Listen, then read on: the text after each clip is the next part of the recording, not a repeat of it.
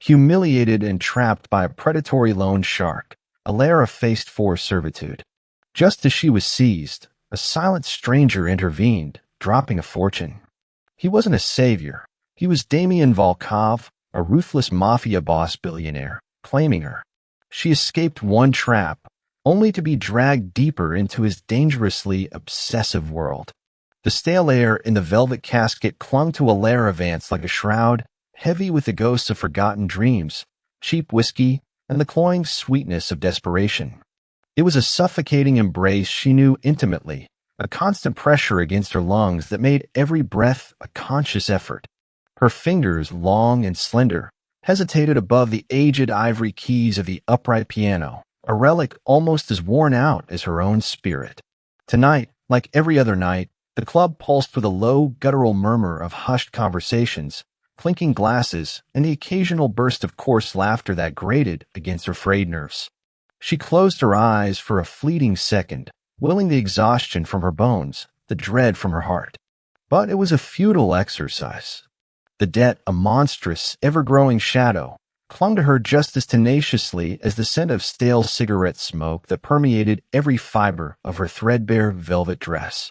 Her father's legacy, a ruin of gambling addiction and broken promises, had shackled her to this place, to this life, to Silas Thorne. The very name sent a shiver, cold and sharp, down her spine. Silas, the butcher. He owned the velvet casket, yes, but more importantly, he owned her. Or at least he believed he did. Alara took a deep, shuddering breath, the scent of cedar and damp earth from the ancient floorboards doing little to clear her head. She opened her eyes, fixing them on the sheet music, blurring slightly in the dim light. It was an old jazz standard, a haunting melody of unrequited love and silent longing. Perfect for tonight. Perfect for her. She was a siren, trapped in a forgotten cove, her song her only lament, her only prayer. Her fingers finally descended, tentatively at first, then with a growing, desperate strength. The first notes, melancholic and pure, cut through the din, momentarily silencing a few conversations. This was her escape. The piano, chipped and scarred, was the only place where she truly felt free, where her pain could transform into something beautiful, something real. Each chord vibrated through her, a tremor of defiance against the crushing weight of her circumstances. On the keys, she wasn't Alara Vance, the girl drowning in debt and despair. She was simply Alara, the artist, pouring her soul into the music, each note a silent scream, a whisper hope. A flicker of movement caught her eye. Silas Thorne. He stood by the bar, a squat, broad-shouldered man with eyes like polished obsidian chips that missed nothing. His bespoke suit, always perfectly tailored despite the grimy surroundings, seemed to absorb the dim light, making him appear even more menacing. A thick gold chain, an emblem of his vulgar wealth, glinted beneath the collar of his expensive shirt. He lifted a glass of amber liquid to his lips, his gaze, like a predator's, locked onto her. A cold knot tightened in Alara's stomach. He hadn't needed to move, hadn't needed to speak. His presence alone was a threat, a silent reminder of her impending doom. Her focus wavered. The melody faltered for a beat, a discordant note slicing through the smooth flow, before she wrestled it back under control. She hated him. Hated the way his eyes stripped her bare, hated the implication in every lingering glance, every chilling smile. He wanted more than the money her father owed him. He wanted her. The thought made her skin crawl, a profound, visceral revulsion. That's a good one, Alara. His voice, a gravelly rumble that could somehow cut through all other noise, reached her during a pause in her playing. He hadn't moved from the bar, yet his words felt like a hand clamped around her throat. Pour your little heart out. It adds to the atmosphere. A wave of humiliation washed over her, hot and shameful. He trivialized her art, her pain, reducing it to mere atmosphere for his seedy establishment. Her nails dug into the piano keys, a sharp ache in her fingertips. She wanted to scream, to lash out, to smash the ugly glass he held in his hand. But she couldn't. She swallowed the bitterness, the bile rising in her throat, and forced a weak smile. The same smile she offered every night, a fragile shield against his depravity. "Thank you, Mr. Thorne," she managed, her voice barely a whisper, thin and reedy compared to the strong, resonant notes she had just played. The contrast amplified her powerlessness. He finally pushed himself off the bar, a slow, deliberate movement that felt like a coiled spring unwinding. Each step he took towards the piano echoed in her chest, a drumbeat of approaching fear. The expensive leather of his shoes squeaked softly against the worn floor. She could smell his cologne now, cloying, musky, aggressively masculine, mixing sickeningly with the club's stale odors. It made her want to gag. He stopped beside the piano, leaning in conspiratorially, though his words were loud enough for few nearby patrons to hear, his voice dropping to that dangerous, intimate rumble. "You know, Alara, the books are looking a little uncooperative this month. That last payment you scraped together barely covered the interest." His dark eyes gleamed, devoid of warmth, fixed on her trembling hands. "A talent like yours, it shouldn't go to waste. There are other ways to settle accounts, ways that might be a little more personally satisfying for both of us." His meaning was explicit, unmistakable. Her blood ran cold. The piano keys under her fingers felt icy, clammy. Her breath hitched. This wasn't a vague threat anymore. This was a clear, devastating proposition. She felt her face flush, a burning shame spreading through her veins. He was stripping her dignity, piece by agonizing piece, in front of everyone. Or at least in front of the few who cared to notice. Most patrons were too engrossed in their own vices to truly pay attention to the pianist and her predatory boss. That was the cruelest part. No one would help. No one would even care. "I'll work harder, Mr. Thorne," she pleaded, her voice cracking, refusing to meet his gaze. She focused on the worn patterns on his expensive loafers, willing herself not to cry, not to show weakness. "I can pick up extra shifts. I can." He cut her off with a low chuckle, a sound that scraped against her soul. "Harder? Sweetheart, you're already breaking. There's only so much juice in that lemon of yours. No, I think it's time we explored some of those alternative arrangements." He reached out, his thick fingers brushing the bare skin of her forearm. The touch was like acid, revolting and invasive. She flinched, pulling her arm back as if burned. Silas's smile widened, a thin, cruel slash across his face. "Tomorrow night, Alara, after you're set, come to my office. We'll discuss your future." His words hung in the air, heavy and inescapable, a death sentence cloaked in polite menace. He patted the side of the piano, a dismissive, possessive gesture, before turning and sauntering back to the bar, leaving a trail of his suffocating cologne and her mounting terror in his wake. Alara stared at his retreating back, her heart a frantic drum against her ribs. Tomorrow night. His office. The words echoed, a sinister refrain. She knew exactly what future he had in mind.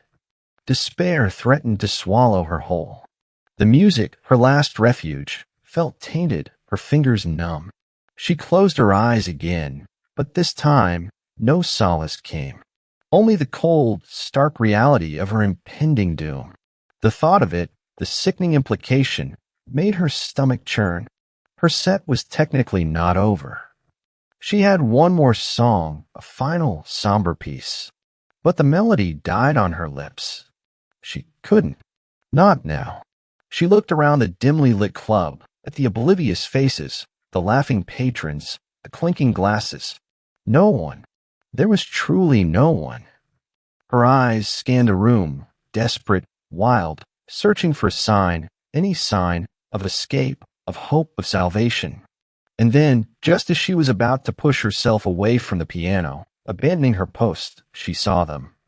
3 hulking figures, Silas's usual enforcers, were already moving, cutting off her path to the exit. Their eyes, though slightly glazed with drink, were fixed on her. They were coming. Silas wasn't even waiting until tomorrow night. He was moving now. A chill, colder than any dread, swept over her. This was it. Her final, Devastating performance. And the curtain was about to fall, not on applause, but on a nightmare.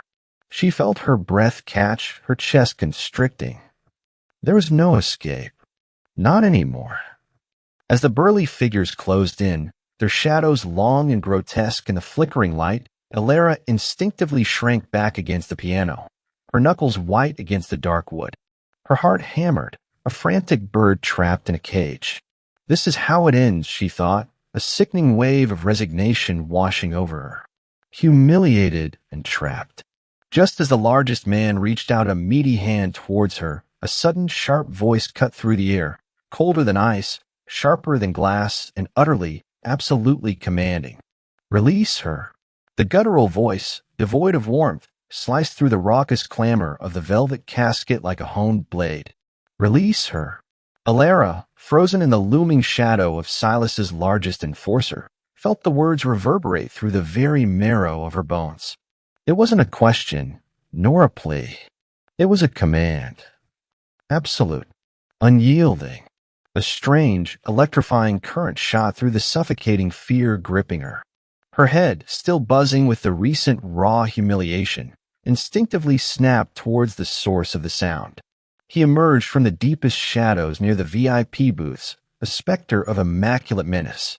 Before, he had been a mere silhouette, a presence Alara had vaguely registered, like a particularly heavy silence in a room full of noise. Now, under the club's anemic amber lighting, he materialized into stark, breathtaking reality. Impossibly so. His charcoal suit, tailored with an almost surgical precision, seemed to absorb the light, making him a darker void in the already dim room. His dark hair, slicked back from a high, sharp forehead, reflected a faint sheen. His jawline was a sculpted line of granite, his cheekbones high and unforgiving. But it was his eyes that truly arrested her, eyes so profoundly dark they seemed to swallow the light, reflecting nothing, revealing nothing. They were the eyes of a predator, ancient and calculating, fixed on her with an intensity that stole her breath. He moved with a languid grace that belied the terrifying power she sensed thrumming beneath his composed exterior. Each step was deliberate, silent, a slow, inevitable advance that had Silas's men, those hulking brutes who had just moments ago seemed invincible, faltering, their drunken bravado dissolving into uncertain whispers.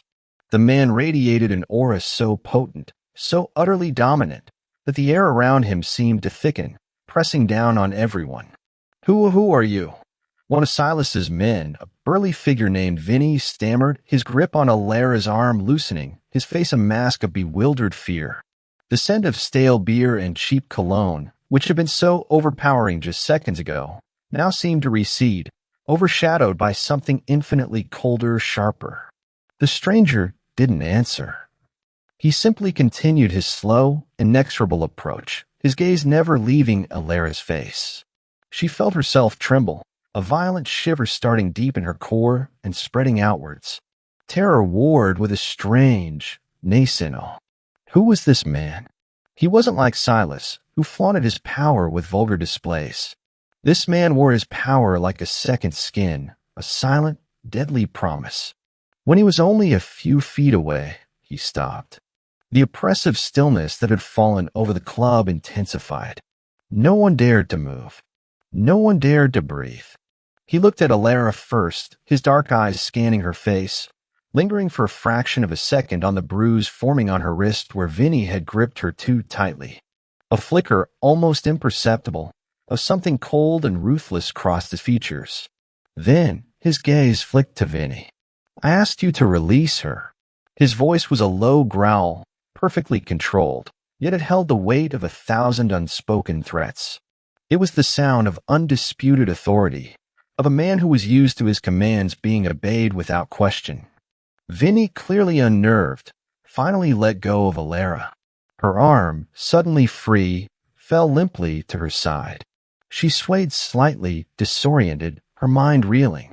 She was free from them, but now she was standing alone, exposed, under the unwavering scrutiny of this terrifying stranger. Without breaking eye contact with Vinny, the man reached into the inner pocket of his jacket. Alara's heart hammered, expecting a weapon, Instead, he pulled out a thick wad of cash, bound tightly with a silver band. Hundreds, thousands. The crisp bills, perfectly fanned out, seemed to glow in the dim light. He didn't count them. He simply held them out, a casual, almost dismissive gesture. Her contract is terminated, he stated, his voice ringing with a chilling finality. She leaves with me. He tossed the money onto the polished surface of the piano with a soft, decisive thud. It wasn't a payment. It was a declaration. A statement of ownership. The sheer audacity of it, the casual disregard for Silas's authority, left Alara speechless. This was a king making a claim. The three enforcers, suddenly looking small and insignificant, exchanged nervous glances. Vinny's face, pale and sweaty, visibly crumpled. But Mr. Thorne, he began, his voice a pathetic squeak. The stranger's dark eyes narrowed, and a cold, dangerous smile, devoid of any genuine amusement, touched the corner of his lips. Mr. Thorne will understand, or he will regret it. The implicit threat was clear, heavy with unspoken consequences. It wasn't just a challenge, it was an annihilation. He then turned his full attention back to Alara.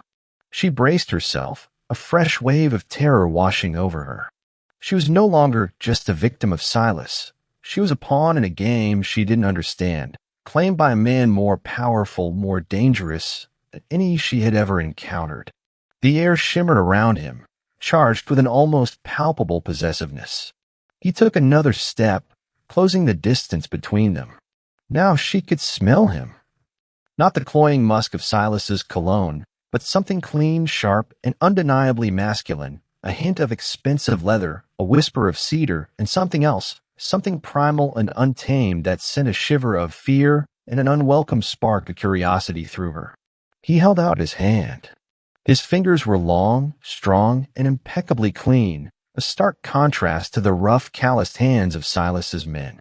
There was a faint silver ring on his pinky finger, catching the light. It wasn't a gesture of invitation, but a silent command. Alara hesitated, her heart pounding a frantic rhythm against her ribs. Every fiber of her being screamed at her to run, to resist. But where would she go? And against him. She looked at his eyes again. Deep, unreadable. But beneath the cold authority, she sensed a steel-hard resolve, a certainty that brooked no argument. He wasn't asking. He was taking. With a trembling hand, she slowly, reluctantly, reached out. His fingers closed around her wrist, the same spot where Vinny had bruised her. But his touch, though firm and possessive, was surprisingly gentle, a stark contrast to the rough handling she had just endured. It wasn't violent, but it was undeniably claiming. His skin was warm, a solid anchor in the swirling chaos of her emotions. For the first time in what felt like an eternity, the suffocating fear began to recede, replaced by a bewildering, dangerous sense of safety. He didn't pull her. He simply turned, his grip firm, and began to walk towards the club's exit. Alara had no choice but to follow, her legs feeling like lead. She stumbled slightly, her heels clicking an uneven rhythm against the floor. He didn't slow. He didn't even glance back. He simply kept moving, a silent, powerful force, drawing her into his orbit. As they passed through the stunned patrons, no one dared to challenge him. The hushed whispers started only after they had gone, growing louder, more frantic. Alara didn't look at them. She looked straight ahead at the broad, unyielding back of the man who had just bought her, claimed her, rescued her. The cold night air hit her face as they stepped out of the club, a welcome shock after the stagnant heat inside. Rain, fine and chilling, had begun to fall. A sleek, black SUV, impossibly dark and intimidating, idled silently at the curb, its engine a low, powerful purr. A tall, formidable man with a shaved head and a stoic expression stood by the open passenger door, waiting. He gave a slight, almost imperceptible nod to her captor. "Get in," the man beside her commanded, his voice still low, still absolute. He didn't let go of her wrist. Alara stared at the cavernous interior of the SUV, then back at the dark, imposing figure beside her. She had escaped one hell, only to be dragged into another, equally unknown and terrifying. But this new hell, it felt safe. Dangerously, exhilaratingly safe. She knew, with a certainty that chilled her to the bone, that her life had irrevocably changed. She was no longer just a Lara Vance, the struggling pianist. She was now his. And as she looked back at the velvet casket, a beacon of her past despair, she wondered if she had just found salvation, or merely traded a common trap for a far more gilded, far more lethal golden cage. She felt the gentle, insistent pressure on her wrist, guiding her forward. The rain intensified, blurring the neon sign of the club. The door to the SUV beckoned, a dark, welcoming maw. She stepped inside, into the unknown. What awaited her behind those tinted windows? What world had she just been forced into? The black SUV, a silent predator on the rain-slicked streets, moved with an unnerving smoothness that belied the chaos of the night. Alara sat stiffly on the plush leather seat, the cold rain still clinging to her hair and the threadbare velvet of her dress. The interior of the vehicle smelled faintly of expensive cologne, Damien's scent, she realized, a clean, sharp aroma that mingled with the metallic tang of fear in her own mouth. The man with the shaved head, whose name she didn't know, drove with an almost robotic precision, his eyes fixed on the road ahead. Damien sat beside her, a silent, imposing presence that filled the confined space. His grip on her wrist had finally eased, but she could still feel the phantom pressure, a brand on her skin. Her mind reeled, a maelstrom of confusion and terror. What just happened? One moment, she was trapped by Silas's goons, facing a humiliation she couldn't bear. The next, she was being swept away by a man whose power vibrated like a low, dangerous hum in the air around him. Was this salvation? Or had she simply exchanged one monster for another, albeit a far more polished and terrifying one? The thought sent a fresh wave of apprehension through her, tightening her chest until breathing became shallow, difficult. The city lights, blurred by the rain, streaked past the tinted windows. They climbed higher, the streets below becoming a distant, glittering tapestry. Alara didn't know where they were going, but the ascent felt symbolic, pulling her further and further from the mundane misery of her life into something impossibly grand and terrifyingly unknown. The SUV finally glided into a subterranean garage, hushed and cavernous, a stark contrast to the gritty streets of Brooklyn. The air here was cool, clean, devoid of the city's usual grime. They exited the vehicle into a silence, so profound it felt unnatural. Damien, still moving with that effortless, predatory grace, led her to a private elevator. The doors slid open with a whisper, revealing an interior adorned with dark, polished wood and brushed steel. It felt less like an elevator and more like a portal to another world. As they ascended, Alara finally found her voice, a fragile thread against the oppressive silence. "Where are we going?" she asked, her voice trembling despite her efforts to steady it. Damien didn't turn. His gaze remained fixed on the digital display above the door. "Somewhere safe." His answer was clipped, final, offering no room for further questions. The elevator chimed softly, and the doors opened to a breathtaking expanse. It was a penthouse, sprawling and impossibly luxurious. The air was warm, scented faintly with expensive wood polish and something indefinably elegant. Panoramic windows, stretching from floor to ceiling, offered a dizzying view of the city, now a shimmering jewel box beneath the clearing night sky. The sheer scale of it was overwhelming. Sculpted furniture, abstract art on pristine white walls, a vast living area that could swallow her entire old apartment whole. This wasn't just wealth. This was power made manifest in marble and glass.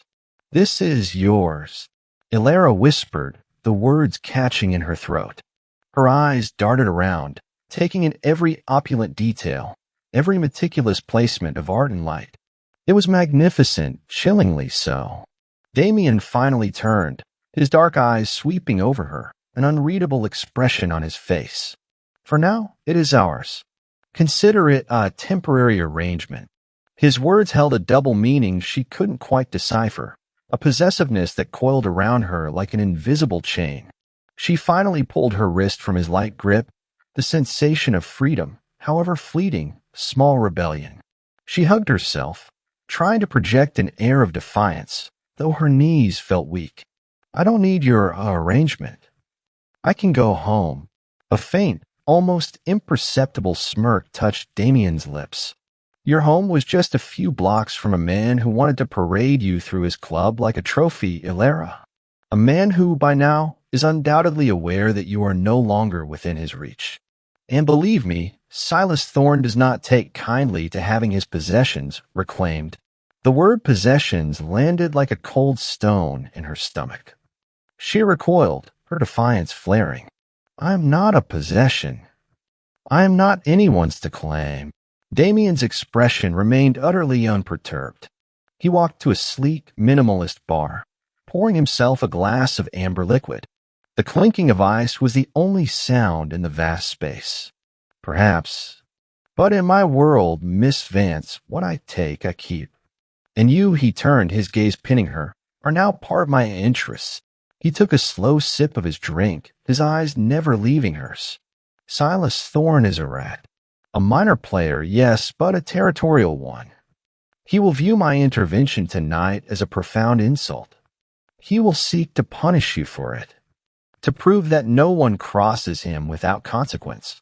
He paused, letting the words sink in, heavy with their unspoken menace. You, Ilera, are a loose end, and a very vulnerable one, should you be left unprotected. Ilera's shoulders slumped. The truth of his words was a bitter pill. She was vulnerable. She was a loose end. And Silas Thorne was indeed merciless. The image of his cruel smile, of his enforcers closing in, flashed in her mind, sending a fresh wave of terror through her. So you're saying I have no choice? She asked, her voice thin, fragile. You have a choice, Ilera, Damien said, his voice surprisingly soft, yet infused with an iron will. You can walk out that door, back into a life where Silas Thorne will hunt you, degrade you, and eventually break you. Or you can stay here, under my protection. Safe, unharmed, alive. He took another sip, his dark eyes boring into hers. The choice, as you say, is entirely yours. But it wasn't a choice, not really. It was a stark ultimatum, presented with the calm, chilling rationality of a man who dealt in life and death as casually as breathing. He was offering her safety, yes, but at what cost? She looked around the opulent penthouse, at the gleaming surfaces, the breathtaking view.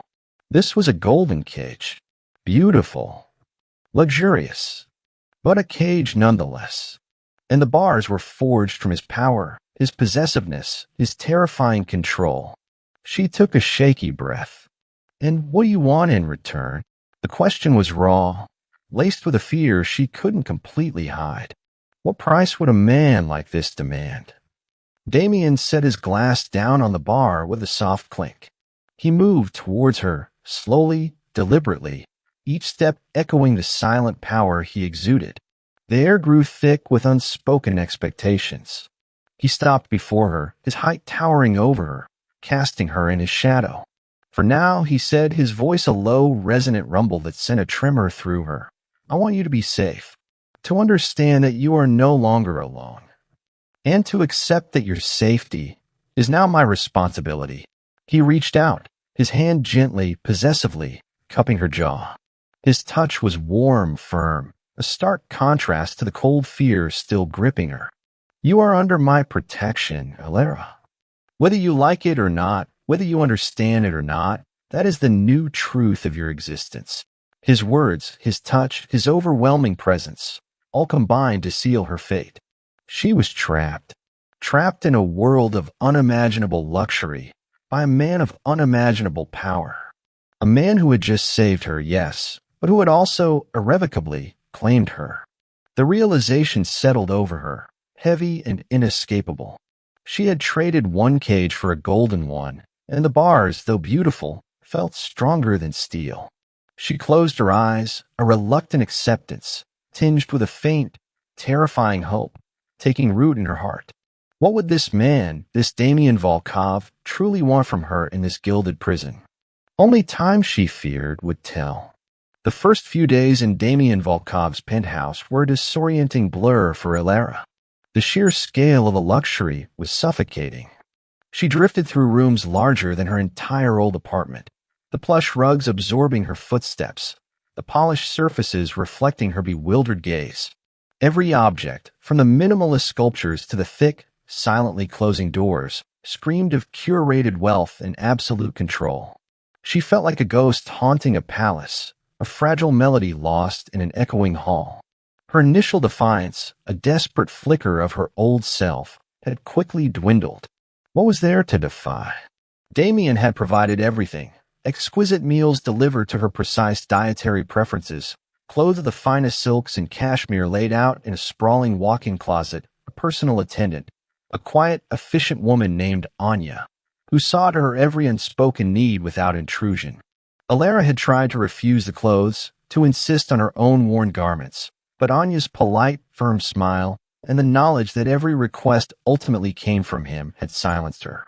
She was provided for, cared for, utterly, completely, and utterly, completely captive. She spent hours by the panoramic windows, watching the city sprawl beneath her, a vibrant tapestry of lights and lives she felt irrevocably cut off from. The rhythmic hum of the metropolis, once a familiar comfort, now sounded distant, mocking. She saw the tiny yellow cabs, the flowing rivers of traffic, the distant glow of Brooklyn, her old life a world away. A golden cage, indeed. Its bars were invisible, crafted from comfort and security, yet they felt stronger than any iron. Damien's world unfolded around her, a fascinating, terrifying spectacle. He worked from a stark, expansive office on the same floor, its glass walls offering a view of his focused intensity. She rarely saw him, but she always felt him. His presence was a low, resonant thrum beneath the veneer of quiet luxury. She would hear the soft murmur of voices from his office, the crisp, decisive tones of his commands carried faintly on the air. Men in dark, expensive suits would come and go, their faces grim, their shoulders broad. She observed them from the periphery, catching glimpses of their stoic respect, their unwavering loyalty. These were not just businessmen. They were soldiers, enforcers, moving within the silent, dangerous machinery of his empire. Each interaction, each hushed conversation, painted a clearer, more terrifying picture of the man who now held her fate in his hands. He was indeed the shadow, moving seamlessly between the legitimate and the illicit, a king in a world she barely understood. One afternoon, a week into her gilded imprisonment, Ilara discovered a new presence in the sprawling living area. It was a grand piano, a gleaming black Steinway, its polished surface reflecting the cityscape outside. It hadn't been there the day before. Its presence was so sudden, so unexpected, that she froze in the doorway, her breath catching in her throat. Her heart, which had felt like a dead weight for days, suddenly pulsed with a jolt of raw, agonizing emotion. It was magnificent, immaculate, and utterly beyond her wildest dreams. She walked towards it slowly, her fingers trembling as she ran them over the cool, smooth wood. The scent of new lacquer mingled with the faint, comforting aroma of its fine felt and brass. She sat down on the leather bench, her body sinking slightly into its unexpected softness. Her hands hovered over the keys, hesitant, almost afraid to touch something so perfect, so precious. It had been days since she had touched an instrument, days since she had allowed herself the solace of music. As if on cue, a quiet voice startled her. "It's tuned." Damien stood in the doorway, framed by the light from the hallway. He had been watching her. How long? His eyes, dark and unreadable as ever, held a glint of something she couldn't decipher, perhaps observation, perhaps assessment. He had shed his jacket, his sleeves rolled up to reveal powerfully muscled forearms, a stark, masculine contrast to the elegant setting. Ilara's heart fluttered, wild bird suddenly trapped in her chest. She had been so engrossed in the piano, so lost in the sudden, overwhelming emotion that she hadn't heard him approach. You did this," she whispered, her voice barely audible. He simply nodded, his gaze unwavering. A musician should have her instrument. The simplicity of his words, the quiet understanding they conveyed, was a blow to her carefully constructed emotional defenses. He hadn't asked if she wanted one. He had simply provided.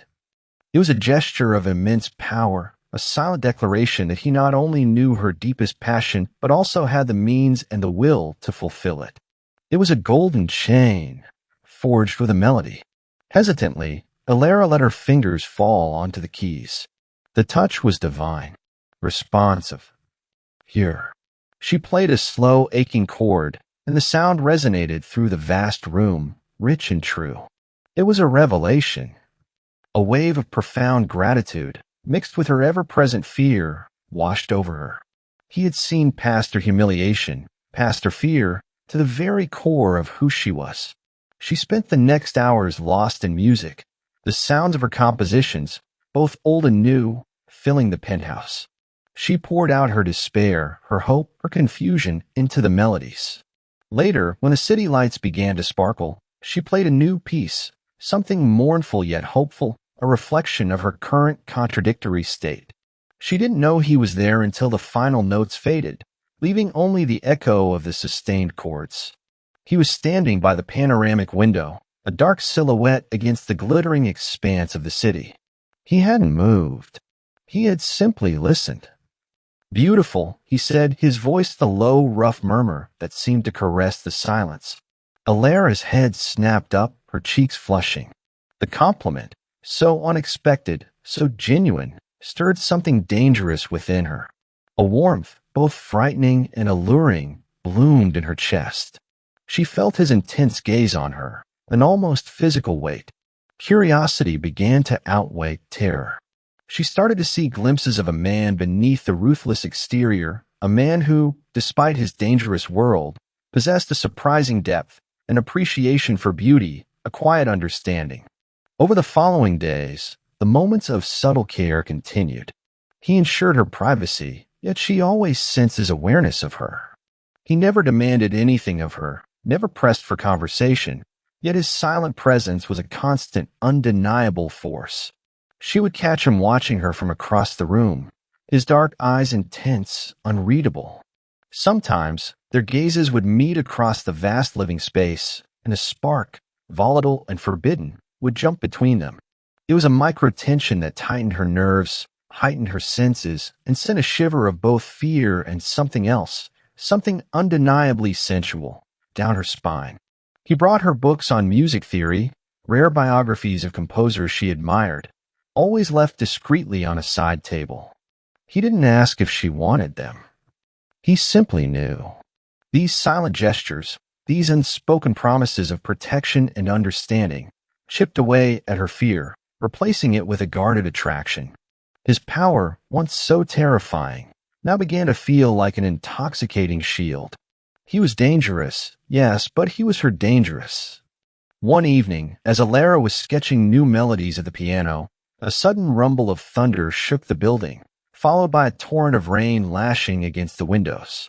She flinched, a primal fear of storms, a lingering echo of her childhood, tightening her chest. She stopped playing, her hands clenching. Damien, who had been engrossed in papers in his office, appeared silently in the doorway. He didn't speak. He simply stood there, his presence a solid, unyielding anchor against the raging storm outside. Alara looked at him, and for the first time, truly saw the raw power in his stillness, the quiet, unwavering promise of his protection. His eyes met hers, and in their fathomless depths, she saw not just possessiveness, but a flicker of something akin to concern. A silent question. He took a single slow step into the room, and the air around her seemed to warm, the tension in her shoulders easing just slightly.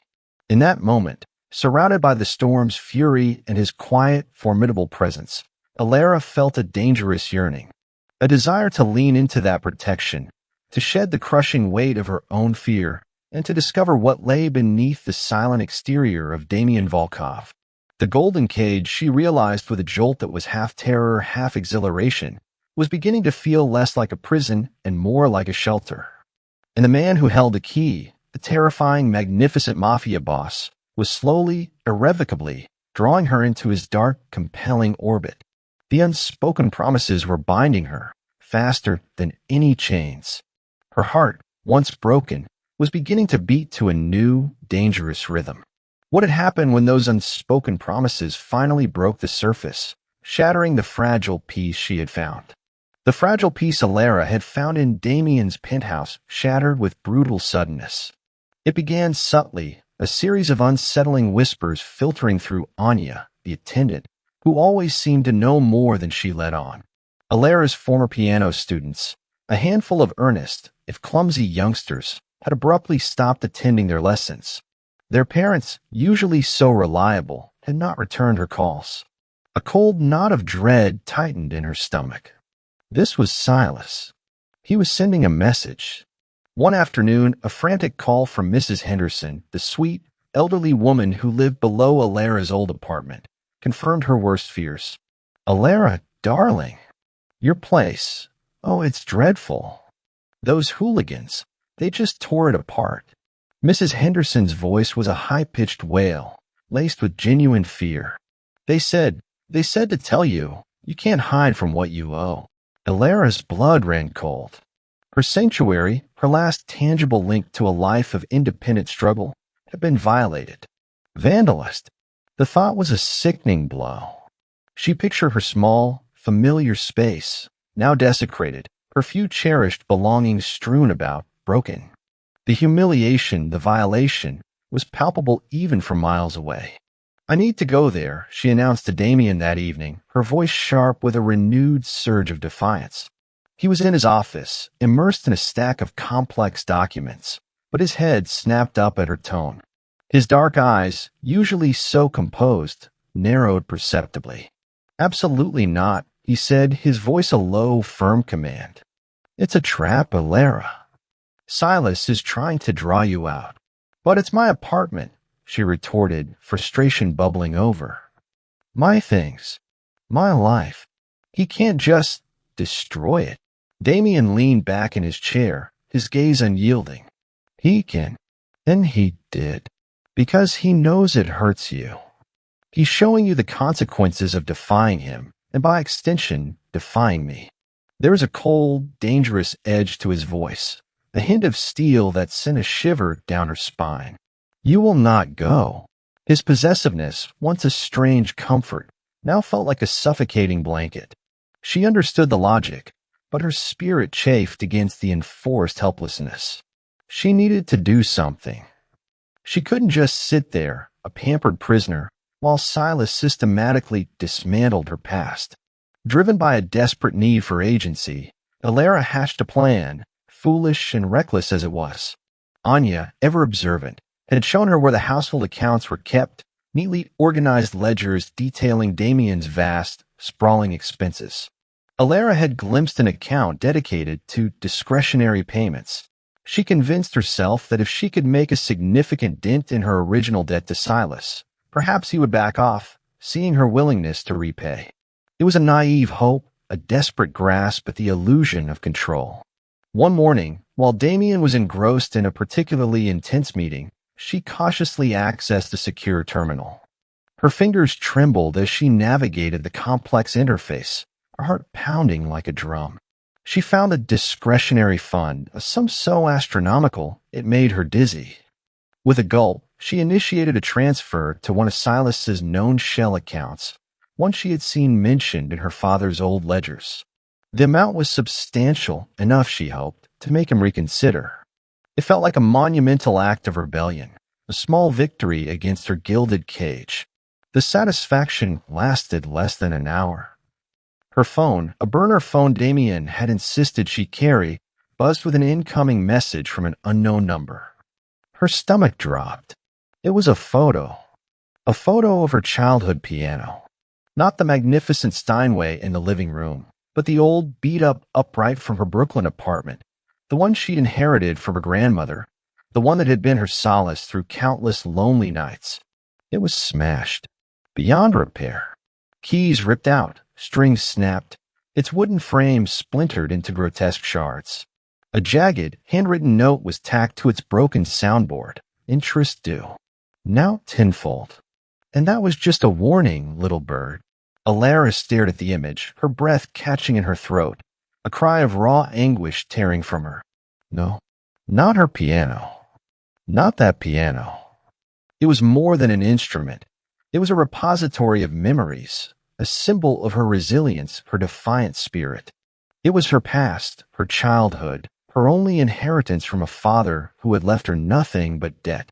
The violation was profound, a knife twisting in her gut. This wasn't just about money or pride anymore. This was personal. Silas had reached into her soul and torn out a piece of it. She crumpled to the floor, the phone slipping from her numb fingers, tears streaming silently down her face. She felt utterly, completely broken. Her desperate attempt at independence had not only failed, but had provoked a far more brutal retaliation. She was truly helpless. And in that moment of devastating loss, a primal, overwhelming need for Damien, for his unwavering, terrifying protection, rose within her. She needed him to make Silas pay. She needed him to utterly obliterate the man who had dared to touch her deepest wound. A faint sound, a shift in the air, signaled his presence. She didn't need to look up to know it was him. Damien stood over her, a dark, imposing figure, his face grim. He picked up the phone, his eyes scanning the image on the screen, his jaw tightening into a granite-hard line. She had never seen such cold fury in his eyes before. It was a quiet, internal storm, far more terrifying than any outward rage. He crouched down beside her, his presence a heavy weight of barely contained power. His hand, surprisingly gentle, reached out and brushed a stray tear from her cheek. You tried to pay him, didn't you? His voice was low, devoid of accusation, but laced with an undeniable undercurrent of steel. Alara could only nod, a fresh wave of sobs racking her body. I just wanted to stop it. He wouldn't have stopped, Damien stated, his voice flat, resolute. He would have taken your money, and then he would have taken you. He paused, his dark eyes fixed on the shattered piano on the phone screen. A muscle jumped in his jaw. You are mine, Alara, and no one touches what is mine. The possessiveness in his voice, once a source of apprehension, now felt like a fiercely protective embrace. It was the only solid thing in her shattered world. She looked up at him, her eyes burning with unshed tears and a new, desperate resolve. Make him pay, she whispered, her voice raw. Please, Damien. Make him pay for this. Damien's gaze met hers, and in the depths of his dark eyes, she saw a promise. A terrifying, absolute, utterly ruthless promise. The quiet fury that had been simmering beneath his controlled exterior now sharpened into a lethal edge. He stood, his movements precise, deliberate. He reached for his phone, his fingers flying across the screen, already barking hushed commands into the receiver. Stefano, he said, his voice a low growl, initiate phase 2. I want every asset, every contact, every dirty secret of Silas Thorne. I want him isolated. I want him bleeding. And I want him to understand that when he touched her, he signed his own death warrant. Alara watched him, a shiver running down her spine. This was the true Damien Volkov, the ruthless mafia boss, the shadow.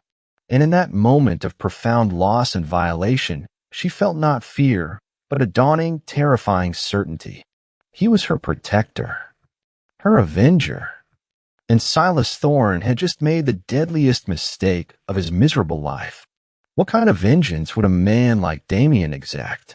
She didn't know, but a dark, fierce satisfaction began to bloom in her broken heart.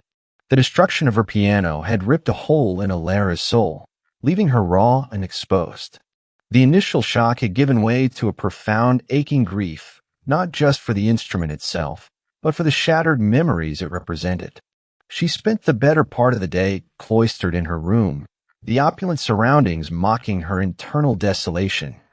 The golden cage felt less like a shelter and more like a gilded prison, its comfort a stark contrast to the violence that had just struck her past.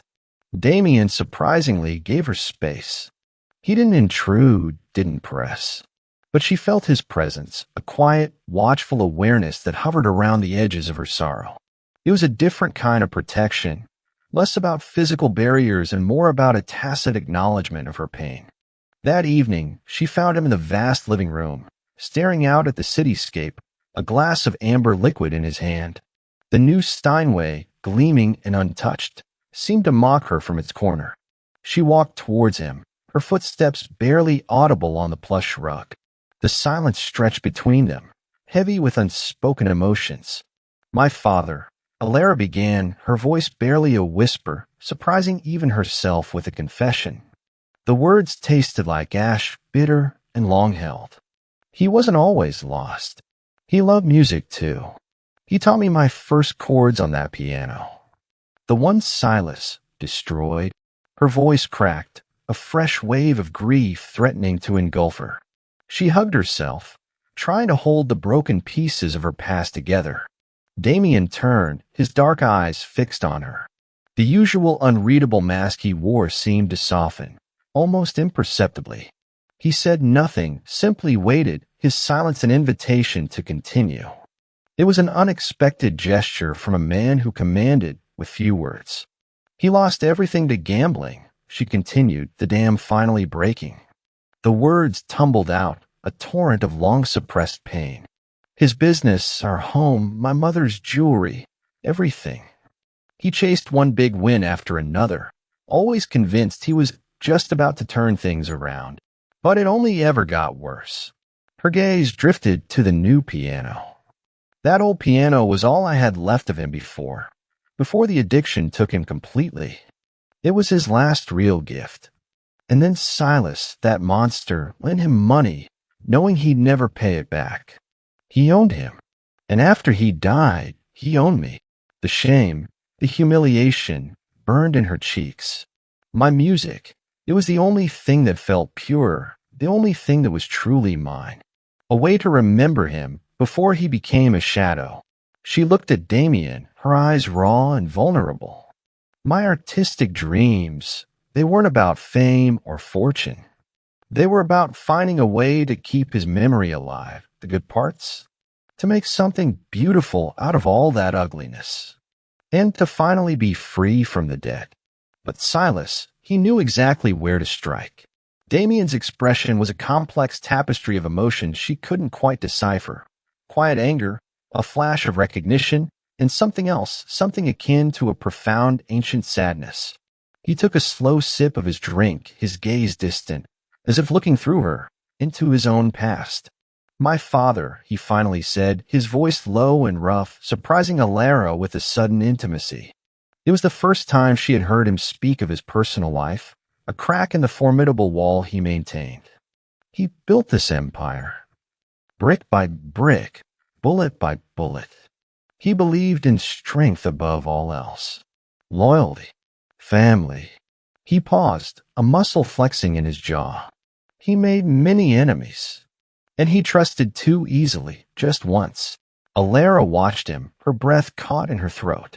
This was a side of Damien she hadn't seen. The powerful, impenetrable mafia boss was revealing a chink in his armor. "When I was young," he continued, his voice dropping to a near whisper, "our rivals, they tried to make a statement. They targeted him. And they used collateral. Something he valued above everything."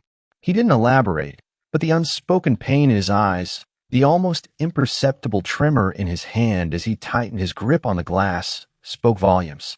It was a trauma deep and defining that had shaped the formidable man before her. He survived. But what they took from him, what they took from us, it changed everything. It taught me that trust is a weakness, that loyalty must be earned with blood, and that the only way to protect what you value is to become the very thing that others fear. His dark eyes, usually so opaque, held a flicker of ancient sorrow, a shadow of the boy he once was, witness to unspeakable horrors. "I learned to build my walls higher, stronger, to never let emotion cloud judgment, to be the one who inflicts fear, not the one who feels it." He looked at her, and a strange, raw understanding passed between them. I swore that no one under my protection would ever be used as collateral again, ever be made to feel helpless. That was my oath, my code. Alara felt a wave of profound empathy wash over her. His ruthless control, his possessiveness, his almost pathological need for power. It wasn't just about greed or dominance. It was born from a deep, scarring wound, a desperate need to prevent history from repeating itself. He wasn't just a monster. He was a man forged by his own tragedies, driven by a hidden code of honor that, in his brutal world, somehow made twisted sense. You understand, she murmured, a warmth spreading through her chest, dispelling some of the cold fear. It was a terrifying, exhilarating realization. He understood her pain, her loss, the profound violation of having something so precious ripped away. He understood the yearning for something pure in a world of darkness. Damien nodded slowly. I understand the cost of weakness, Alara, and I understand the need to protect what is irreplaceable. His gaze softened, a hint of something akin to genuine concern in his dark eyes. Your music, your defiance, they are not weaknesses. They are anchors in a world that seeks to drag you under. Their shared vulnerability, the raw confessions that had escaped their guarded lips, created an unexpected chasm of intimacy between them. The air crackled, no longer with tension alone, but with a palpable current of connection, of mutual respect. He saw her not just as a possession to protect, but as a person with a past, with dreams, with a broken heart that echoed his own. And she, in turn, saw past the imposing facade of the shadow to the fractured man beneath, a man driven by a dark, compelling sense of justice, a hidden code of loyalty. Alara found herself reaching out, her hand hovering hesitantly near his arm. Damien, she whispered, his name feeling natural, intimate on her tongue for the first time. Thank you for understanding and for being here. He watched her hand, his expression unreadable, then slowly, deliberately, he covered it with his own. His touch was warm, firm, a solid reassurance. It was not a gesture of romantic passion, not yet, but it was a silent promise, a forging of a bond far deeper than mere captivity or protection. It was trust, tentatively given, tentatively received. And in that moment, as the storm raged outside and the golden city lights twinkled in the distance, Alara knew, with a dawning certainty, that she was no longer alone in her fight. She had found an unexpected ally, a dangerous protector, whose shadow was now intertwined with her own. And a spark volatile and undeniable had ignited between them, a dangerous precursor to a fire she knew, deep down, she was already yearning for. The fragile intimacy forged in the aftermath of her piano's destruction now felt like a distant, cruel dream. Days bled into a tense, agonizing week. Damien, true to his word, had moved swiftly and silently. Stefano, his second-in-command, reported progress in hushed tones, words like asset freeze, financial chokehold, and information leaks filling the penthouse air. Alara understood he was dismantling Silas's world, piece by piece. Yet, a part of her yearned for more immediate, more visceral action. She wanted to see Silas suffer, to see him pay. Then the invitation arrived. A pristine, embossed envelope delivered by Anya, bearing the official seal of the prestigious Metropolitan Concert Hall. It was an audition for a coveted soloist position, a chance to perform with their renowned orchestra. A dream she had buried under layers of debt and despair. Alara's heart leaped, a desperate flicker of hope igniting in her chest. This was it, a chance to reclaim her art, her life on her own terms. She burst into Damien's office, the heavy invitation clutched in her trembling hand. Damien, look, an audition. For the Met. Her voice was giddy with an excitement she hadn't felt in years. He looked up from his desk, his dark eyes sweeping over the invitation, then settling on her flushed, eager face. The usual mask was back, impenetrable. A sudden opportunity, he remarked, his voice devoid of warmth, a chilling undercurrent of suspicion in his tone. It's real, she insisted, thrusting the invitation at him. It's my chance to play on a real stage with real musicians, not in some smoky den of thieves. Damien took the invitation, his long fingers tracing the embossed seal. A subtle shift in his posture, the tightening around his jaw, betrayed a deeper assessment. Silas Thorne is a desperate man, Elara. When cornered, vipers strike wildly. Her hope faltered. Are you saying it's a trap? He didn't answer directly. He simply looked at her, his gaze intense, assessing. It is a possibility. A very strong one. A fresh wave of anger, sharp and bitter, flared within her. So I just stay here? A prisoner? While he destroys everything I have, everything I am.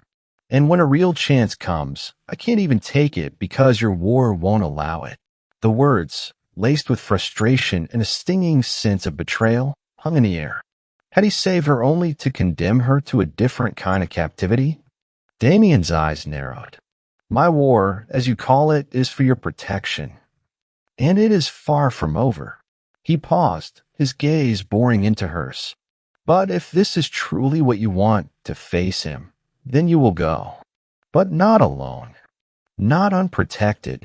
His reluctant permission felt like a concession, not a genuine blessing. He spoke of measures and contingencies, of Stefano and his men maintaining a discreet perimeter.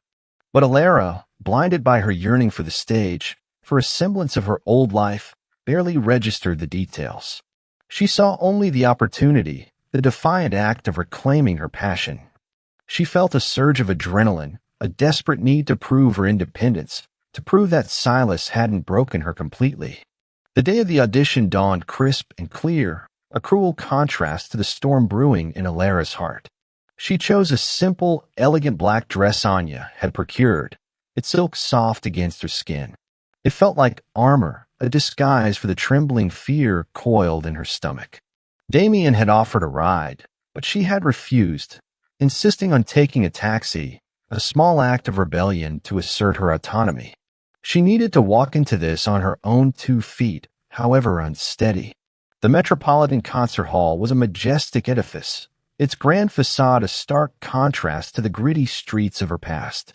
She entered the hushed, cavernous lobby, the scent of polished wood and old velvet filling her senses. It was awe-inspiring, a temple to the art she adored. But a growing sense of unease settled over her. The lobby was eerily quiet. No other musicians, no bustling staff. Just a single stern-faced usher who directed her towards the main auditorium. Stage door, Miss Vance. They're waiting. His voice was flat, devoid of the usual theatrical flair. As she walked down the long, echoing corridor towards the stage, her heart pounded a frantic rhythm. The air grew colder, heavier. Each step felt like a march towards an unknown fate. The sounds of her own footsteps, amplified by the emptiness, were the only companions to her rising dread. She pushed open the heavy double doors of the auditorium, and the sheer emptiness of the vast space swallowed her. The rows of velvet seats stretched out into darkness, silent and expectant. The stage, usually bathed in warm light, was harsh and glaring, a single spotlight illuminating the grand piano at its center. It felt less like an audition and more like an interrogation. "Hello?" she called out, her voice a reedy whisper that vanished into the cavernous space. "Is anyone here?" A low chuckle, insidious and familiar, echoed from the shadows in the wings. Elara's blood ran cold. The color drained from her face. No, it couldn't be. Silas Thorne emerged from the darkness, a malevolent grin splitting his face. He wasn't alone. His 3 burly enforcers, Vinny and 2 others she recognized from the velvet casket, flanked him, their expressions grim and predatory. Well, Silas purred, his voice amplified by the acoustics of the empty hall. Look what the cat dragged in. Our little songbird, finally back in her rightful place. He walked slowly onto the stage, his polished shoes clicking ominously.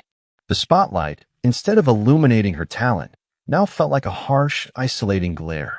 Terror, cold and absolute, gripped Elara. Betrayal. She looked around frantically, searching for any sign of Damien's men, of Stefano, of any protection. Nothing.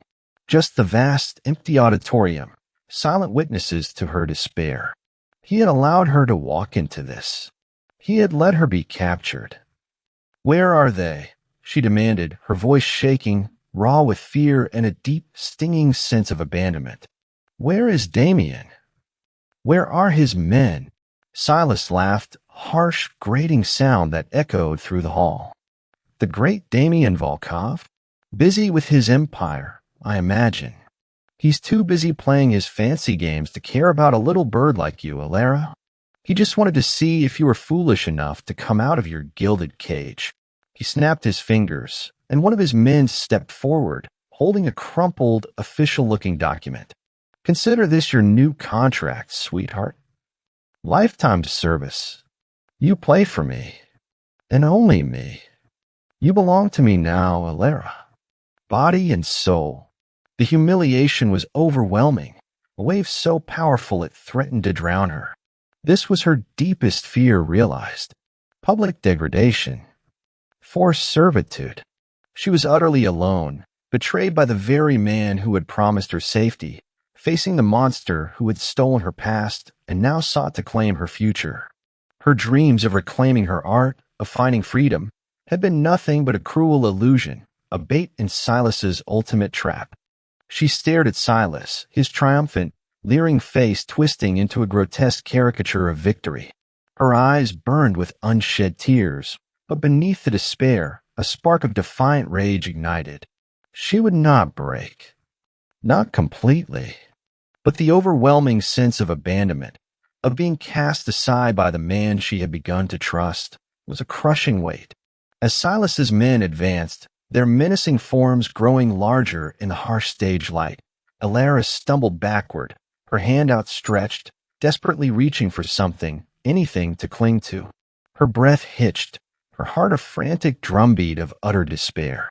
This was it, the final act of her humiliation. And no one was coming to save her. Not this time.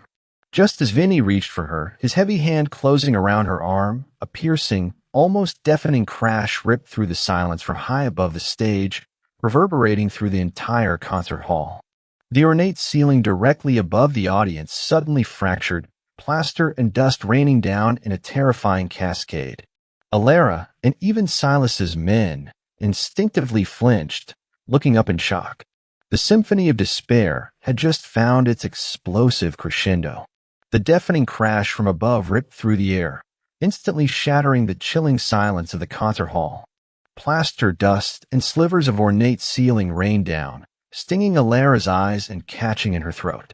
Silas Thorne and his men, caught entirely off guard, flinched, their menacing advance faltering. Their faces, just moments ago alight with cruel triumph, now twisted in bewildered panic, eyes darting upwards. The single harsh spotlight on Alara flickered wildly, casting grotesque, dancing shadows across the stage. Alara, thrown off balance by the sudden, explosive sound, stumbled back against the grand piano, her heart a frantic drumbeat against her ribs. Fear still clawed at her, a primal scream caught in her throat, but beneath it, a sliver of bewildered hope fragile as gossamer began to bloom. What was happening? This wasn't Silas's doing. This felt deliberate, powerful. Then, from the gaping hole in the ceiling, sleek, dark forms descended, not falling, but repelling. 3, then 4 figures, clad in black, their movements silent, impossibly swift, like trained assassins dropping from the sky. They landed with barely a whisper on the stage floor, their faces obscured by tactical masks, their bodies coiled with dangerous efficiency. They were a stark, brutal contrast to Silas's bumbling, drunken enforcers. Chaos erupted. Silas's men, startled and disoriented, roared in confused fury, reaching for hidden weapons. But Damien's team moved with surgical precision. A rapid succession of sharp, cracking blows echoed through the hall. Grunts of pain, the muffled thud of bodies hitting the stage, the glint of steel against the harsh light. It was over in seconds. Silas's hulking brutes were disarmed, immobilized, pinned face down on the stage, their pathetic struggles quickly quelled. No gunshots, no messy theatrics, just cold, brutal efficiency. Alara watched, mesmerized, her terror slowly morphing into a dawning, breathtaking. This wasn't just brute force. This was meticulously planned, executed with an almost artistic ruthlessness. This was his doing. Damien. Then, from the darkness of the main aisle, a figure emerged. He didn't repel. He didn't charge. He simply walked. Damien Volkov, the Shadow, strode down the center aisle of the concert hall, his presence so overwhelmingly potent that it commanded silence, even amidst the lingering echoes of chaos. His charcoal suit, somehow still immaculate despite the dust and debris, seemed to draw the light, making him a focal point of absolute, undeniable power. His stride was unhurried, deliberate, each step a declaration. His face was a mask of cold, controlled fury, his jaw clenched, his dark eyes, usually unreadable, now burning with a dangerous, lethal intensity. He looked like an avenging deity, a king descending to reclaim his stolen tribute. The air crackled around him, thick with his silent rage, radiating a primal dominance that made the hairs on Alara's arms stand on end. Silas Thorne, who had been momentarily stunned by the sudden turn of events, now stood trembling on the stage, his bluster completely evaporated. His face, a sickly shade of white beneath the harsh stage lights, was etched with pure, unadulterated fear. The crumpled contract for Alara's servitude slipped from his nerveless fingers, falling unnoticed to the dusty floor. He looked at Damien with the wide, terrified eyes of a cornered animal. He knew. He finally understood the true depth of the power he had dared to challenge. Damien reached the edge of the stage, his gaze sweeping over the trussed figures of Silas's men, then settling, with chilling finality, on Silas himself. He didn't need to raise his voice. His words, low and cutting, filled the vast hall, amplified by an unseen microphone. Silas Thorne, he began, his voice a low growl that resonated through Alara's bones. You are an arrogant fool. You touched what was mine. You sought to humiliate her, to break her spirit, to stake a claim on what you could never possess. He stepped onto the stage, his gaze never leaving Silas's face. Alara watched, a shiver running down her spine. The raw power emanating from him was almost unbearable. He was a force of nature, untamed and absolute. You speak of contracts, Damien continued, his voice dripping with icy contempt. Let us discuss your contract. The ledger you've kept, meticulously detailing every penny of your illicit dealings, every dirty favor, every politician on your payroll. The offshore accounts, the shell corporations, the trafficking rings you thought were so well hidden. He paused, a cruel, triumphant smile touching the corner of his lips. All of it, Silas. Every single dirty secret. It's now in my possession. And soon it will be in the hands of every authority you've ever paid off, every rival you've ever crossed. Silas gasped, a strangled, guttural sound, his eyes widening in horror. His empire, built on lies and fear, was crumbling before his eyes. He tried to speak, but no words came out, only a pathetic croak. The sheer devastation of Damien's declaration was a physical blow. Your empire, Silas, is now mine, Damien stated, his voice flat, resolute.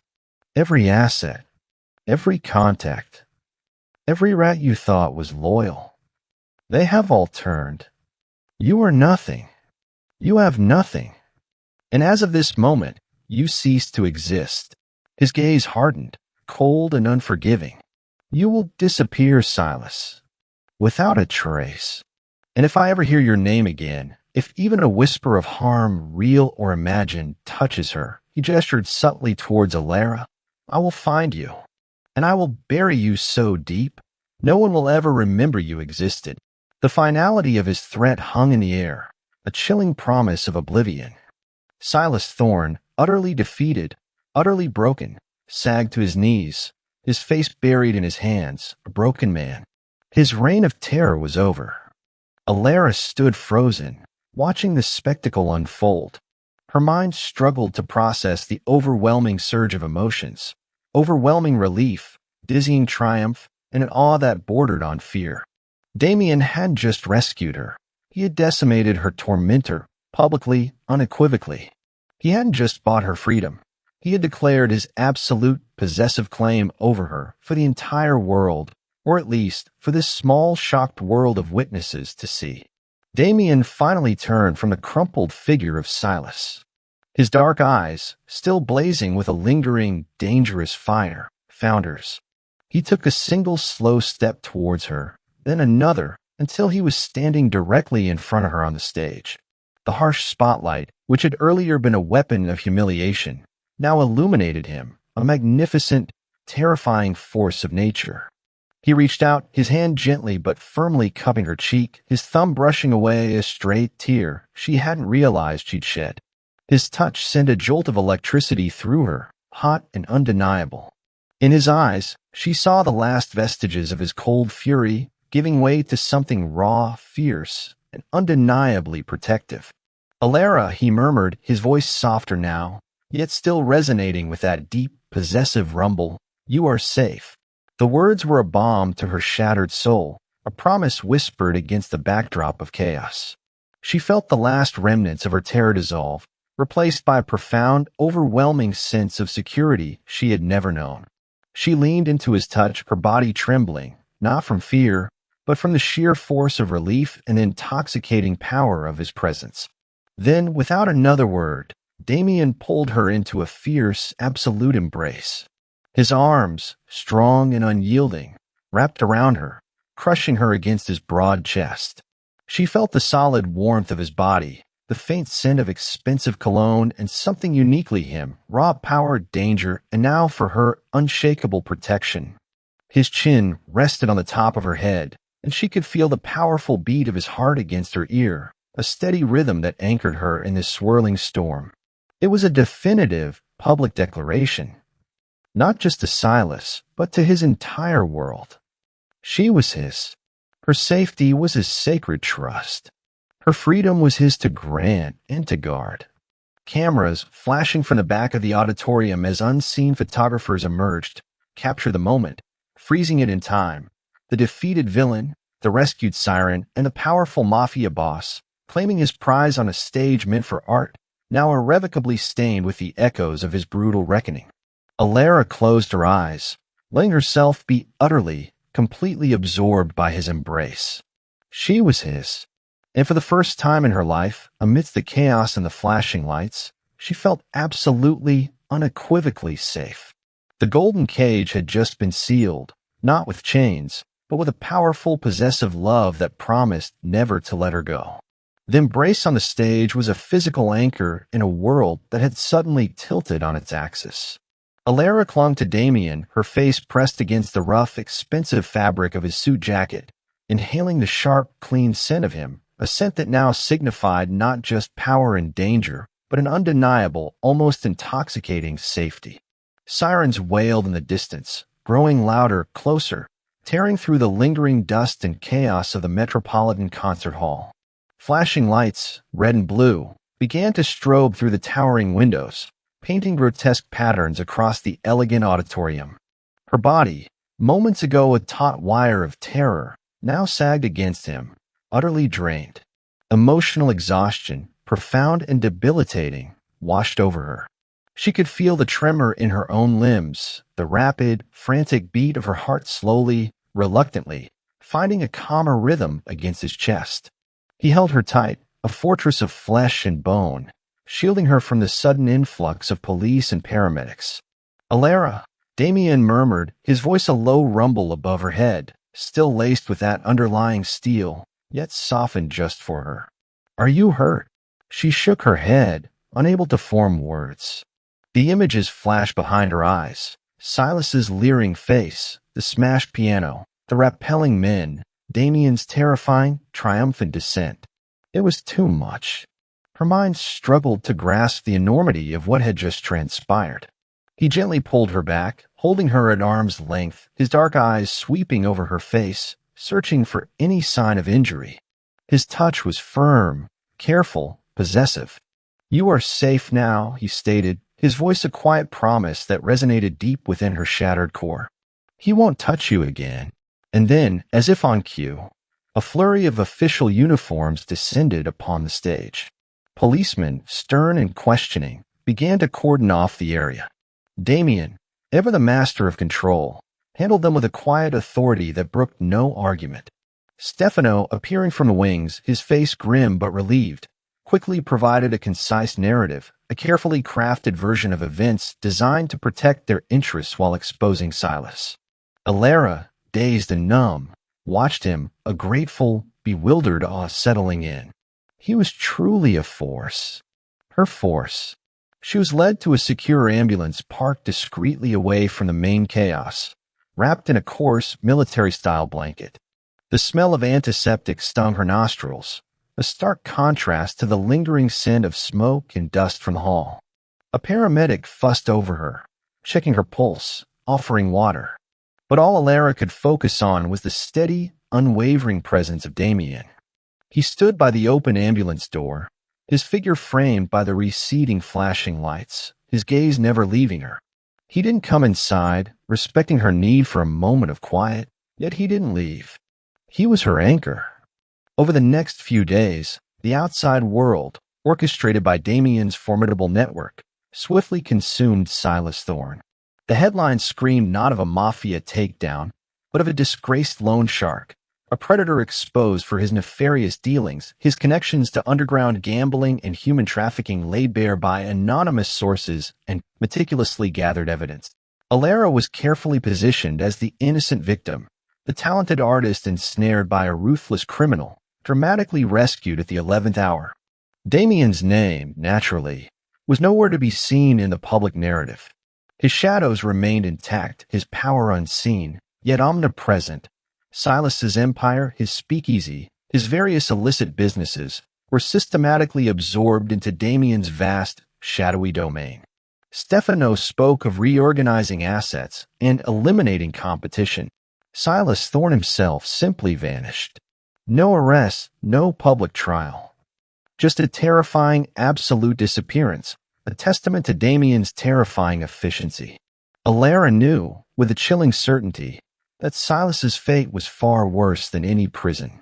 He had been erased, and a dark, fierce satisfaction bloomed in her heart, a brutal justice she never thought she'd witness. The penthouse, once a golden cage, now felt different. It was still luxurious, still vast, but the oppressive weight had lifted.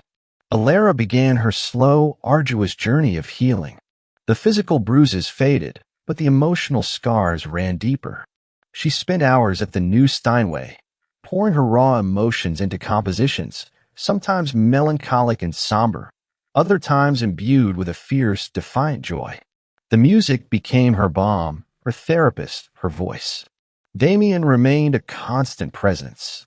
He was still the ruthless mafia boss, conducting his business in quiet, decisive tones. She would still see the grim-faced men come and go, hear the low murmurs of command. Yet, with her, he was different.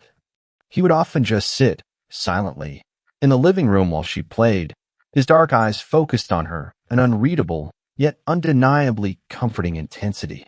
He never asked her to play, never imposed. He simply listened, his presence the quiet affirmation of her passion, of her value. There were small, subtle gestures that spoke volumes.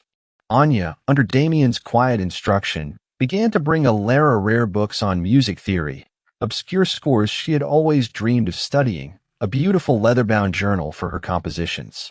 Damien himself would sometimes leave a single, perfectly bloomed white rose on the piano bench after a night of her playing, a silent acknowledgement, a tender gesture hidden within his formidable persona.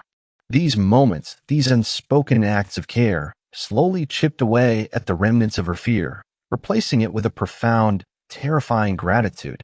She started to understand him better.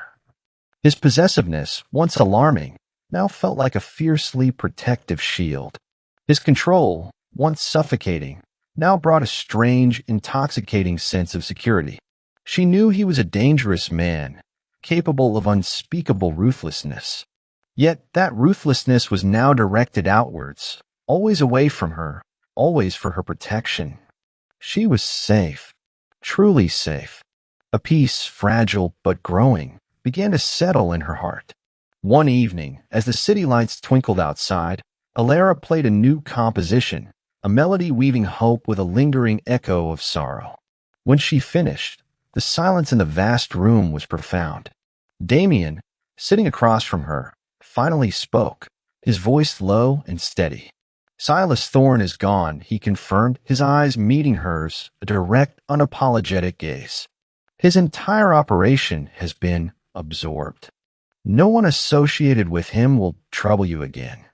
Ever. Alara looked at him, and for the first time, truly saw not just the mafia boss, but the man who had delivered her justice, her absolution. A man who, in his own dark way, had given her back her life, her music, her soul. The fear was still there, a faint, lingering whisper, but it was overshadowed by a burgeoning sense of trust, a quiet understanding, and an undeniable, powerful affection that was blossoming into something far deeper, far more complex than she had ever imagined possible. She had been saved, not by a knight in shining armor, but by a shadow. And she realized, with a jolt that both thrilled and terrified her, that she was irrevocably falling in love with that shadow. "Thank you," she whispered, the words choked with emotion. "For everything." He simply nodded, a silent acknowledgement of her gratitude, his dark eyes holding hers.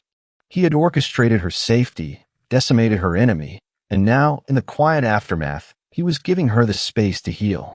But the unspoken question lingered between them, heavy and undeniable. What now? With the ashes of her past scattered, and her absolution granted by a man who moved in shadows, what kind of future could they possibly build? 3 months. A lifetime. The city outside the floor-to-ceiling windows still pulsed with the same relentless energy, but Alara's world had been reborn in the quiet stillness of the dawn. The sun, a molten gold orb, was just beginning to crest the horizon, its warm, gentle fingers stretching across the polished hardwood floors of her private studio. This space, a sanctuary of her own, was Damien's most profound gift. It wasn't just a room in the penthouse. It was an entire converted loft in a discreet, historic building he now owned, connected to their private residence by a short, secure skybridge. It smelled of aged wood, new sheet music, and the faint, sweet scent of the jasmine tea cooling on a nearby table. Alara's fingers danced across the keys of the Bosendorfer grand piano, a magnificent instrument he had personally selected for her. The music that flowed from her now was different. The deep, aching melancholy of her past had given way to something richer, more complex. There were still echoes of sorrow, a lingering minor key that spoke of scars and survival, but they were woven into a tapestry of soaring hope, of profound contentment, of a love that was as fierce and untamed as the man who had inspired it. The final notes of her new composition, a piece she had tentatively titled Sunrise Sonata, hung in the sun-drenched air, shimmering and then fading into a contented silence. She let out a soft, satisfied sigh, her body relaxed, her spirit at peace. The constant, gnawing fear that had been her lifelong companion was gone, replaced by a deep, unshakable sense of security, of belonging. She didn't need to turn to know he was there. His presence was a familiar warmth at her back, a subtle shift in the air, a silent, possessive energy that no longer alarmed her but anchored her. He had a way of moving that was utterly soundless, a remnant of his shadowy world, but she had learned to sense him, her heart attuning itself to his. That one, Damien's voice, a low, intimate rumble, finally broke the silence. Sounds like hope. Alara turned on the piano bench, a genuine, radiant smile blooming on her face. He was leaning against the doorframe, a dark, powerful figure even in the soft morning light. He had shed the armor of his bespoke suits. He wore a simple, dark cashmere sweater and tailored trousers, a concession to the privacy of their shared life. His hair was slightly tousled, and in his hand he held 2 steaming mugs of coffee. The sight of him, this formidable mafia boss, performing such a simple domestic act, sent a fresh wave of love, so powerful it was almost overwhelming through her. "It is hope," she agreed, her voice soft. "It's what you gave me." He walked towards her, his movements still imbued with that predatory grace, but now it was tempered with a tenderness reserved only for her. He handed her a mug, his fingers brushing against hers, a simple touch that sent a familiar jolt of electricity through her veins. The rich, dark aroma of the coffee filled the air, mingling with the scent of the morning. "I gave you a cage, Alara," he said, his gaze intense, searching hers. The shadows of his past, of his true nature, were always there, a truth he never tried to hide from her. She shook her head, taking a sip of the hot coffee, its warmth spreading through her. "You gave me a sanctuary," she corrected gently. "You built walls around me, yes, but you filled the space inside with music and with safety. You gave my soul room to heal." She looked at him, her eyes shining with an unwavering trust that had been forged in chaos and fire. "You gave me a home." He set his mug down on the piano, his gaze sweeping around the studio, at the stacks of sheet music, the scattered pens, the vibrant life she had built within these walls. His world was still one of dangerous meetings, of hushed commands, of a power that demanded a constant, brutal vigilance. Stefano still came and went, his face a grim mask. The empire still ran. But his priorities, the very axis of his existence, had shifted. He no longer returned to an empty penthouse, but to her. He no longer sought power for its own sake, but as a means to protect her, to preserve the quiet joy he had found in her light. He reached out, his hand gently cupping her jaw, his thumb stroking her cheek. The gesture was infinitely tender, yet undeniably possessive. "My world will always have shadows, Alara," he murmured, his voice thick with an emotion he rarely showed. "It is who I am. It is what I do. I was never afraid of your shadows, Damien," she whispered, leaning into his touch, her heart swelling. "Because I knew they were just a place for my light to shine." A ghost of a smile, rare and breathtaking, touched his lips. He leaned in, his forehead resting against hers, their shared breath mingling in the quiet space. "You have changed everything," he confessed, his voice a raw, vulnerable whisper. "You walked into the darkest parts of my life, and instead of running, you built a home. You are the melody that silences the chaos. The only thing in my entire world that is truly pure." He pulled back just enough to look deep into her eyes, his own dark gaze now alight with a fierce, burning adoration. The final walls around his guarded heart crumbled, revealing the raw, profound truth of his feelings. "I love you, Alara Vance," he declared, his voice the low, resonant vow that vibrated through her very soul. "Not as a possession I saved, but as the very reason my own soul is worth saving. But know this," his thumb traced her lips, a possessive, branding touch. "You are mine. You are my music, my life, my forever." The words were a symphony, a perfect composition of possessive dominance and heartfelt devotion. It was everything she had ever wanted, everything she never knew she needed. Tears of pure, unadulterated joy welled in her eyes. She reached up, her hands framing his strong, handsome face. "And you, Damien Volkov," she answered, her voice clear and strong, filled with a love that was as deep and unwavering as his, are mine. Her acceptance was absolute. Her choice, freely made. She had not been forced into his world. She had chosen it. Chosen him. She was no longer a trapped bird in a gilded cage, but a queen reigning beside her dark king. He lowered his head, and his lips met hers. The kiss was not one of frantic passion or desperate relief, but of profound, eternal promise. It was slow, deep, and utterly consuming, a seal on their shared future.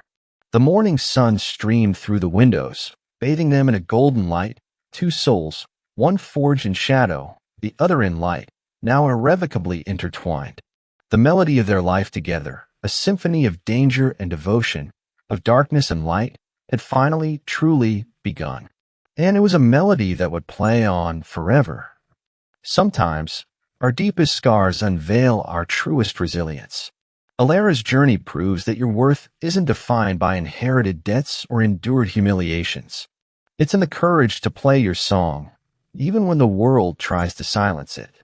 Salvation can come from a shadow, A powerful love seeing your broken pieces and vowing protection. Your past doesn't determine your future. Your vulnerability is a strength. If Alara's story resonated with the unplayed melodies in your heart, if it brought a spark of healing or hope, join our community. Comment, "My worth is unbroken."